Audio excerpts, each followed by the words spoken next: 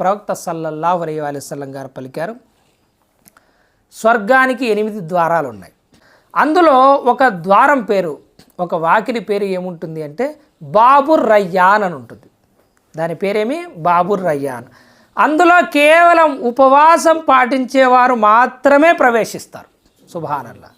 ఆ రోజున ఖయామతులో ఒక పిలుపు వెలువడుతుంది, ఉపవాసాలు పాటించే వాళ్ళు ఎక్కడున్నారు అని. ఎవరెవరైతే ఉపవాసాలు పాటిస్తూ ఉంటారో ఈ రంజాన్ ఉపవాసాలు, అల్లా వారందరినీ ఆ ద్వారం గుండా పంపిస్తారు. ఎవరైతే ఒక్కరు మిగిలినా కూడా ఆ ఒక్కరిని కూడా పంపించి ఆ ద్వారాన్ని బంద్ చేయడం జరుగుతుంది.